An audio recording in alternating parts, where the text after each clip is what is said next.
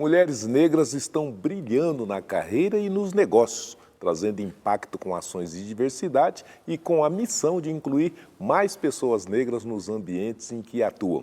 A presença e ascensão destas mulheres tem sido uma pauta importante nas discussões sobre a equidade e da inclusão no mercado de trabalho. Mas será que o mundo está preparado para o crescimento profissional das mulheres negras? Começa agora mais um programa Negros em Foco.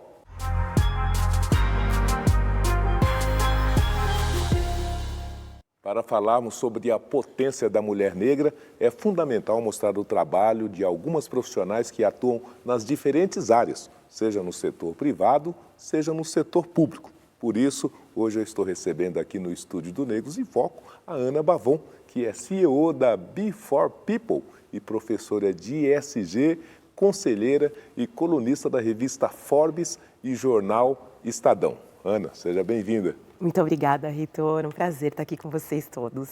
E a jornalista Juliana Oliveira, que é CEO da agência Oliver Press, consultora do Mover, Movimento Empresas pela Equidade Racial, e do Pacto Global da ONU. E, além do mais, é ganhadora do troféu Mulher em Imprensa em 2023. Muito obrigado pela presença, Juliana.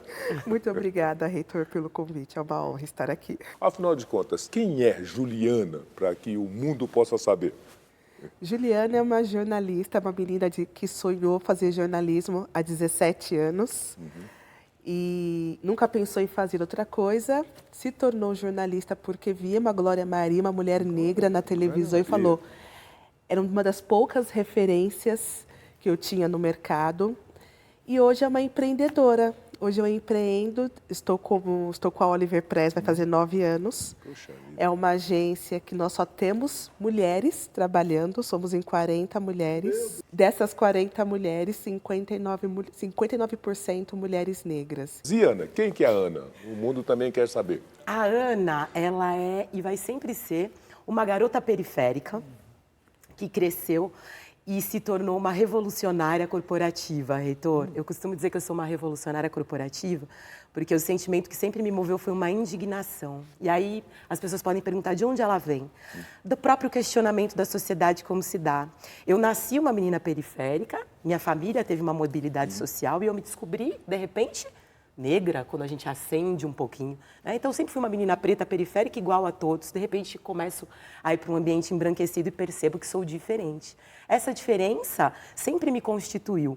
E foi por meio dela que eu fui fazer minha faculdade de Direito, me formei. E foi assim que eu comecei a trabalhar com direitos humanos, que é algo pelo qual eu tenho paixão, não apenas porque somos todos humanos, mas porque a nossa humanidade radicalmente move o mundo. E é com ela que eu faço a Be4People, que é a minha consultoria, que faz 7 anos, esse ano.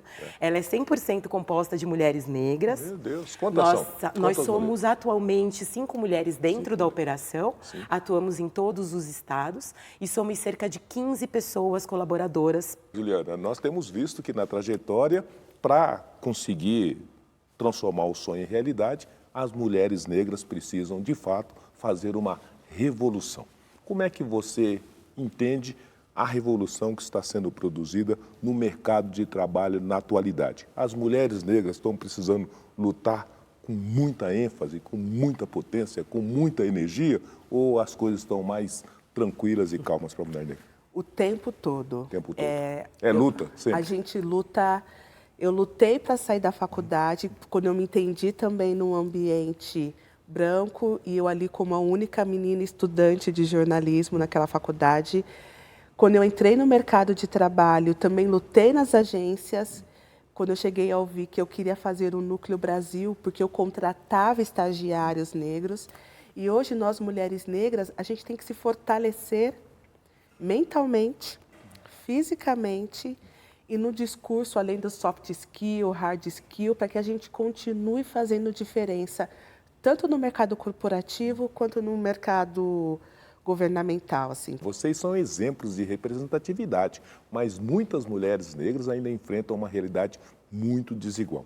Sim. De acordo com o IBGE, a cada R$1 ganho por um homem branco, uma mulher negra recebe apenas 43 centavos. Para entender melhor sobre isso, eu convido vocês para conhecerem os dados. Vamos lá. Segundo o levantamento realizado pelo Instituto Brasileiro de Economia da Fundação Getúlio Vargas, no primeiro trimestre de 2023, a remuneração média das mulheres negras era de R$ 1.948. Esse valor corresponde apenas a 48% do que os homens brancos recebem em média e 80% do que os homens negros ganham. Já de acordo com o Instituto Locomotiva, mulheres negras com ensino superior recebem 55% menos que os homens com o mesmo nível de escolaridade, enquanto a mulher negra que tem um ensino superior recebe um salário médio de R$ 3.500, o homem branco ganha aproximadamente R$ 8.000. E a taxa de desemprego entre as mulheres também continua sendo maior. No primeiro trimestre de 2023, a taxa era de 13,1%, chegando a ser maior que a média nacional, que foi de 8,8%, segundo o IBGE. Ana, você está falando de revolução, de luta, os números indicam quanto a luta vai precisar ser expandida e quanto a revolução vai precisar ser consolidada, né? Porque no terceiro milênio nós estamos com os números injustificáveis. Por que a gente não conseguiu dar um salto adiante nessa questão da igualdade, homem e mulher, sobretudo homem branco e mulher negra, e mulher branca e mulher negra, na equalização do mercado de trabalho? Nós não temos um fator específico, reitor, para dizer e justificar essa disparidade numérica com relação aos cargos e salários, porque são multifatores que se transversalizam e se interseccionam para a gente poder ver um mercado de trabalho como esse. Mas, basicamente, na raiz disso tudo, a gente tem uma estrutura social que é racializada de forma a excluir as mulheres negras, né? Então, basicamente, eu estou falando de uma problemática que é o racismo estrutural. E aí as pessoas podem entender, mas Ana, não faz sentido, né? Se um homem branco ganha um salário X, a mulher também precisa ganhar a mesma coisa, porque a gente tem uma lei de equidade salarial. Sim. De fato, ela existe. E se temos, por que esses números existem? Existem. Justamente porque, primeiro, nós não tínhamos que prestar contas dessa igualdade. Hoje, a gente tem uma lei nova que determina que exista uma transparência entre tudo isso. Essa lei, ela vem para dar objetivo na avaliação subjetiva dos gestores. Então, era muito simples a gente pegar o mesmo cargo, com pessoas diferentes e fazer pagamentos diferentes, porque avalia, a valoração e a análise de quem merecia o que era feita de forma subjetiva, muito subjetiva. Então, imaginem só, um perfil corporativo que é muito padronizado e fundado na hierarquia social. Homem branco no topo, né? Em seguida dele a mulher branca, depois o homem negro e, por fim, a mulher negra. Quando a gente pega essa mulher negra daqui de baixo da pirâmide, coloca ela, insere ela no ambiente corporativo, o próprio ambiente corporativo, com a sua cultura muito mais predatória, capitalista e centrada nesse padrão masculino, ela vê essa mulher como menor. Ela enxerga essa mão de obra feminina negra como uma mão de obra que talvez nem pertença àquele lugar. Então, a diminuição do valor pago para essa mulher vem com essa visão paternalista, assistencialista e voluntariosa para essa mulher. Não está ligado à capacidade técnica dela, está ligado com o perfil, o papel e o estereótipo que se coloca nesse gênero combinado com essa raça. Então, toda essa avaliação subjetiva, ela só vai ser eliminada a partir do momento que a gente tiver como prestar contas, dar materialidade, tangibilidade para aquilo que tem sido feito, né? Já dizia a escritora Maria Carolina de Jesus, quando o homem decidir reformar a sua consciência, o mundo tomará outro roteiro. E foi buscando essa mudança que muitas mulheres negras encontraram na política um meio para mudar a realidade da sociedade. Fomos entrevistar uma dessas mulheres que lutam pela igualdade. Vamos assistir.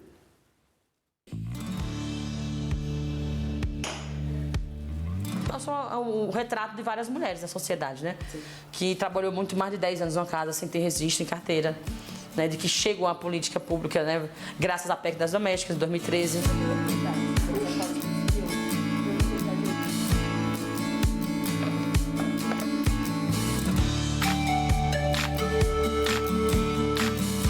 Bom, na hora que ocorre, a primeira coisa é ver se aconteceu alguma coisa. A primeira coisa é focar, tipo, ver os grupos, sabe? O acompanhamento geral mesmo que a gente faz já no dia a dia, no mandato em si, né? E no movimento também. Então, a primeira coisa é focar na prioridade que são, na verdade, o que eu defendo, nas bandeiras que eu defendo. Então, ver se não teve algum problema com as trabalhadoras domésticas, ver se não teve nenhum problema com a diarista, sabe? Primeiro focar nisso e depois aí eu volto pra ver um café da manhã, pra me cuidar também um pouco, pra fazer tudo isso, né? O ser deputado, pelo menos no meu ponto de vista, do lugar que eu venho, do lugar que eu parto, é uma coisa que foi construída, assim, tipo, eu não consigo entender quando que eu viro deputada. Quando eu sou eleita, né? Mas fazendo as mesmas coisas que eu sempre fiz.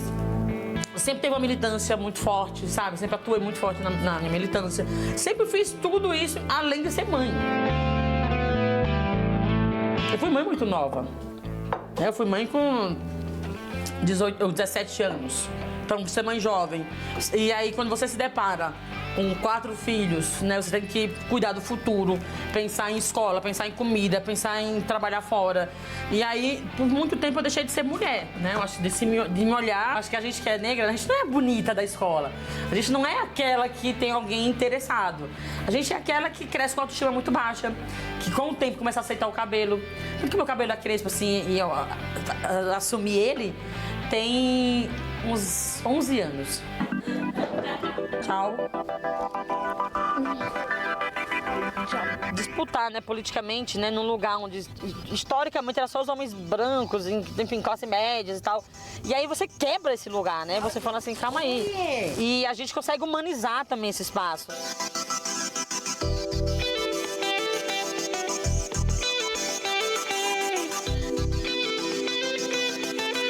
Que eu fui eleita por uma camada gigantesca da sociedade, inclusive pessoas que não são empregadas domésticas, nem diaristas, nem babá, mas que sentiram empatia, né? Então é esse lugar, né, de olhar para o outro e se ver nesse canto e falar assim, é possível sim a gente mudar. Então eu consegui mudar muitas coisas, então a gente está abrindo portas para as próximas, né? Então tá aqui hoje é um desafio e eu carrego ele com muito orgulho, com muita alegria de falar assim, a gente está avançando, né? A gente está avançando e conquistando outros espaços, isso é fundamental. Nós estamos dizendo de revolução, de luta, mas tem a crença e tem, sobretudo, a determinação que é possível sobrepor os obstáculos e fazer a mudança.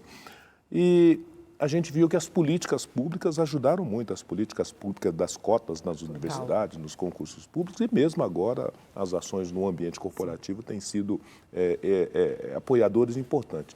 Você acha que nós devemos ampliar, devemos fortalecer, a política pública focada pode ser uma aliada importante para esse processo? Eu não sou uma pessoa que veio da política pública, no sentido que eu não tive acesso a uma universidade pública, mas eu sou totalmente defensora de que nos últimos 20 anos, o que a gente conseguiu revolucionar com a presença de pessoas negras no ambiente universitário é o que formam outras Julianas, outras Anas, outras executivas como Rachel Maia, como Adriana Barbosa, como Lisiane Lemos. Essa política pública também mostra que quando a gente entra no ambiente universitário, a nossa capacidade de entregar é igual ou até melhor. Então, aquele discurso de que só está aqui pela cota, isso cai por terra. Quando a gente tem uma política afirmativa dentro do ambiente corporativo, porque o que nos faltava era a oportunidade. Sim, sim. Eu sempre ouvi que eu não tinha capacidade para estar num cargo de diretora. Quando eu tive que empreender e entender que, olha, Juliana, aquela pessoa que não tinha condição, hoje precisa ser CEO, eu mostrei que faltava uma oportunidade para eu ter esta capacidade que me foi negada. No próximo bloco, nós vamos falar mais sobre o poder das mulheres negras no mundo dos negócios. Não saia daí, porque o programa Negros em Foco volta já já.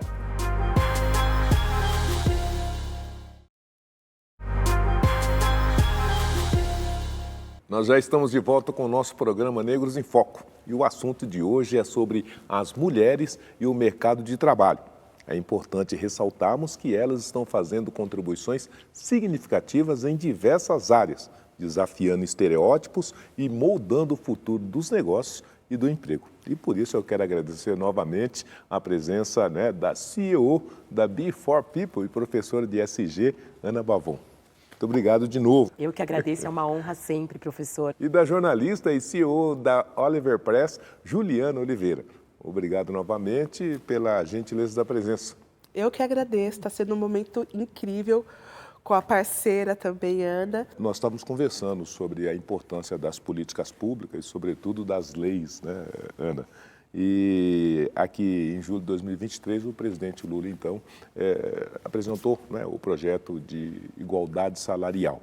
Por conta disso, a primeira questão que se coloca, mas precisava disso, se já tem uma Constituição que diz que todos são iguais? Exato. Não é?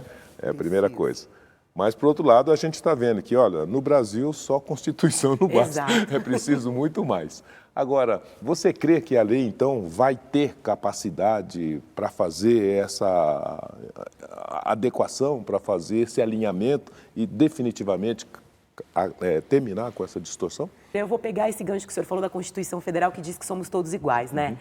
Essa igualdade, a gente precisa entender, e aí isso vai um recado para todos nós, que é uma igualdade formal, é uma igualdade que está lá no papel.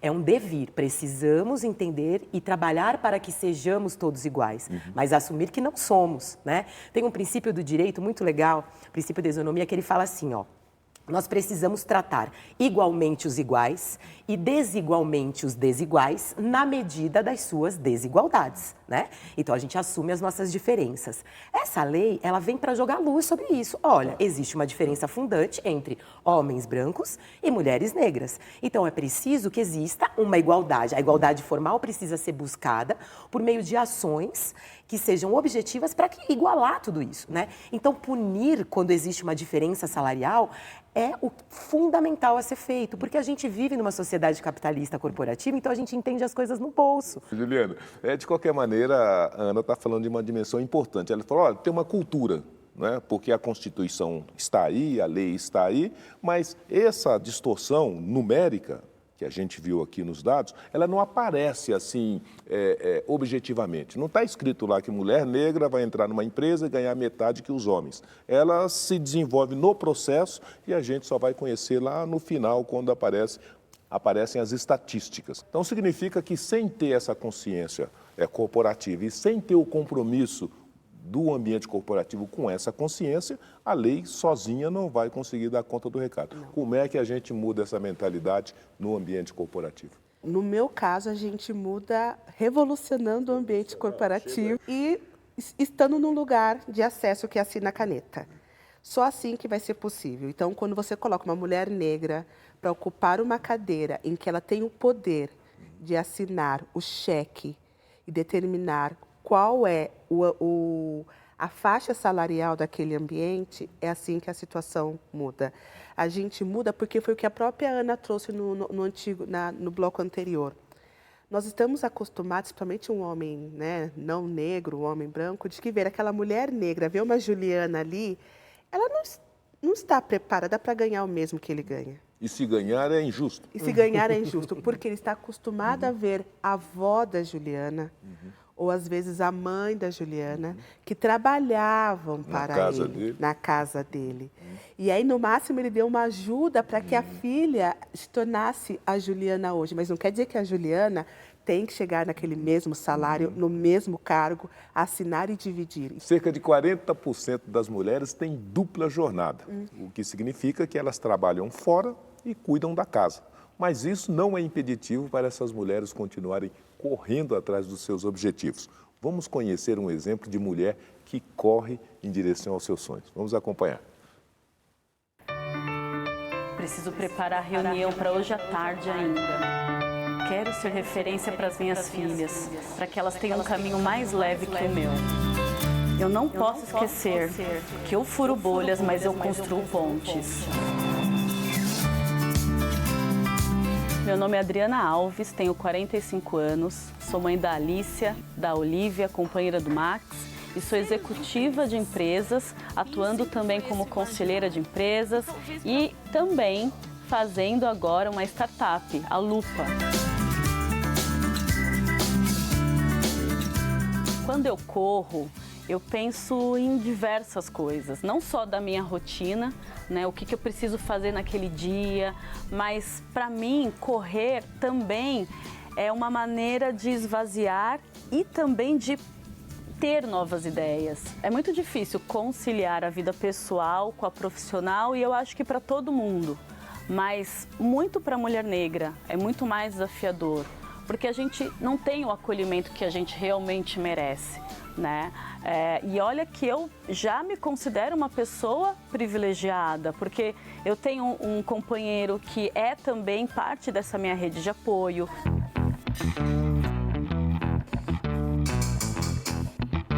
Eu ainda tenho um certo privilégio, um certo conforto, mas se comparado com outras mulheres da nossa sociedade, é quase que impossível você conciliar a sua saúde mental, a sua vida pessoal, ser feliz de fato com a sua carreira.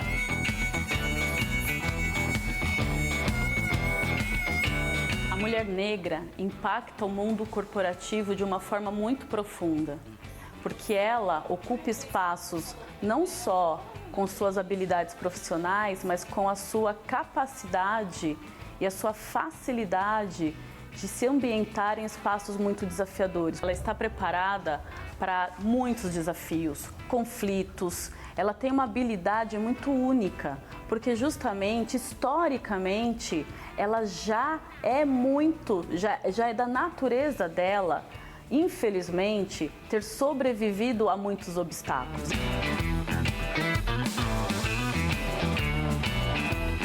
Ocupar cadeiras de liderança executiva dentro da empresa me traz muita responsabilidade, porque por mais que a gente tenha a ilusão de que isso é um grande privilégio, a gente também tem desafios. O que eu mais quero é usar esse privilégio de ter alcançado espaços de poder na cadeira executiva, em conselhos de empresas, para que eu seja referência para essas mulheres que virão.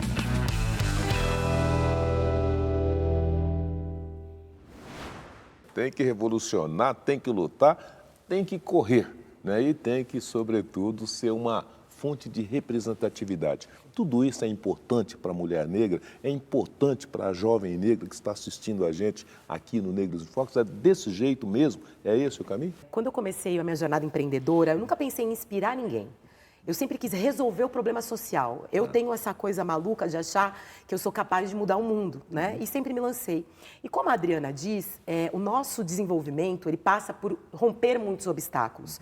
E aí tem um elemento que hoje todo mundo está atrás nas empresas que se chama Power Skill ou Soft Skills. O que é isso? São habilidades socioemocionais, a sua capacidade de pensar rápido, de pensar criticamente, de negociar, de argumentar, de mudar de lugar, né? E nós, mulheres negras, a gente desenvolve isso naturalmente. Mas é muito importante a gente pensar, por exemplo, que o ambiente corporativo ele tem uma escala pigmentocrática, né? Nossa Senhora, que uma palavrão. Escala pigmentocrática, Reitor, Traduz pra significa gente. que quanto mais clara a sua pele, por exemplo, a minha, eu sou uma mulher negra de pele clara, quanto mais escura for a pele dessa mulher, maiores os desafios que ela vai enfrentar. Então é impossível dizer que eu passo, por exemplo, pelos mesmos desafios que a Ju ou que de outras mulheres que estejam nos assistindo. Mas é muito importante que essas mulheres saibam que quanto maiores os obstáculos, mais habilidades você tem. Então precisa conhecer do que você é capaz. Quanto mais você conhece do que você é capaz e das habilidades que você tem, mais fácil fica a sua navegação nesse ambiente tão hostil, mas que a gente tem trabalhado para mudar. Ô, Ju, ela falou de uma coisa importante que a Ana está ressaltando, né? Ou seja, a mulher negra já vem embarcada com uma tecnologia de gestão, não é, das habilidades, dos talentos e da capacidade de resolutividade, né? Porque superar e relacionar todas essas dificuldades ao longo do dia, então traduz a mulher negra como alguém com esse soft skill muito qualificado. E você é mãe, você é uma mulher negra, você teve um sonho, você realizou esse sonho, você comanda 50 mulheres. Tudo isso é importante para a gente manter-se vivo nessa luta permanente? É importante, é desafiador. Eu sou mãe há 4 anos, eu empreendo há 9. Eu falo que a mulher negra, até uso que uma cliente minha, Adriana Barbosa, CEO da Feira Preta, fala, a civirologia. O que é isso? Fala pra gente. É a capacidade que nós mulheres temos de nos virarmos, nos adaptarmos. Ah, não está dando jeito aqui, porque tem pessoas que são muito fechadinhas no quadradinho, né? E eu aprendi com a minha mãe, que é uma mulher dona de casa, que não terminou o 2º grau, se fala um 2º grau, e que me ensinou, Juliana, você precisa ir para o mercado de trabalho e se virar, e aprender. Eu não tinha, hoje eu faço um curso também como conselheira, e a gente chega num ambiente como aquele, 100% branco e fala assim, gente, eu não tenho o power skill daquela mulher que fez o doutorado, enfim. Mas, de repente, eu descobri que eu, Juliana, há 9 anos empreendendo, eu tenho um soft skill, uma habilidade de resiliência, uma habilidade de olhar como um todo, resolver as coisas de casa, resolver os problemas da empresa, resolver questões de casamento, resolver como Juliana estudante, que muitas mulheres talvez não tenham. E para falar de medos e limitações e falar, sobretudo, de grandes personagens que nos dão o conhecimento, o alimento para a gente continuar seguindo adiante, chegou o momento de eu dar algumas dicas de livros para vocês, minhas convidadas, e também vocês que estão assistindo aí o nosso queridíssimo Negros em Foco. E pensando no tema de hoje, eu trouxe aqui para todos nós o livro que considero super relevante, que fala sobre a igualdade entre as mulheres. É o livro Mulheres, Raças, Classes, da norte-americana Angela Davis, que é uma das mais importantes feministas contemporâneas.